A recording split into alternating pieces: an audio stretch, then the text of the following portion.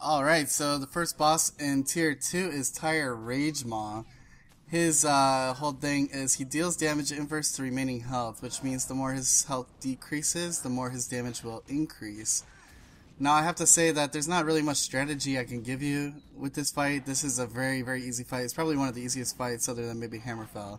But I would just say if you have something like Endure Pain or something where you're immune to damage when he gets low, then just use it. Okay, for the second boss in the tier 2 bosses is Masticus.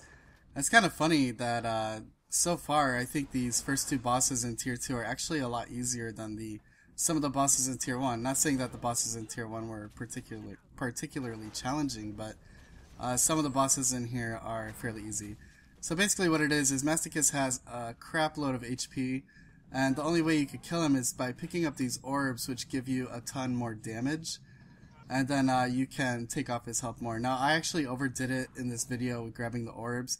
You probably only need maybe 10 orbs and you'll be fine. You'll be doing enough damage. The orbs have like a 4-minute cooldown on each one, so when you get the orbs, you know, you're gonna have it for the whole fight. You don't have to worry about it disappearing. So I would say grab about 10 orbs or so, and then just damage him and kill him, and that's pretty much the end of it. It's a very easy boss fight. He really doesn't do any damage. It's just about taking that big HP pull down. Okay, so now we are on our third boss in tier 2, Salazan, and this is probably the most difficult one. He does 3 things that you really need to know about. The first is that big ring of fire around me right now. If you go through that, you will die. There's no way to get through that, okay? So you have to stay inside that ring.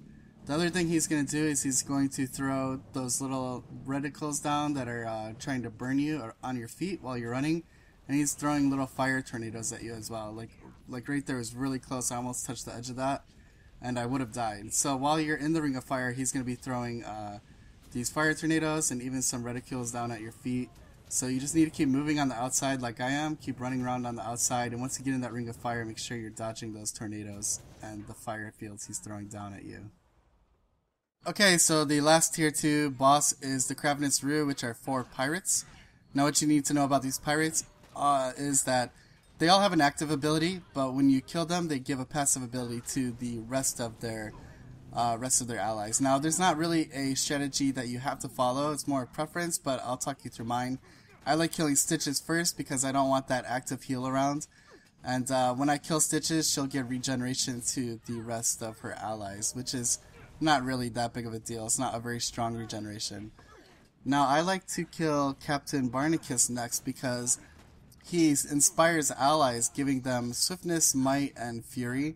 And I really don't like that fury being around, especially on the first mate, who does quite a bit of damage. And now when you kill Captain, he gives the ability to dodge to the other 2. So now you really have to debate whether you want. You could kill Master Gunner first, which is he's the one calling down the cannon strikes. And if you kill him, he just gives pistols to the rest of his allies. It's not that big of a deal.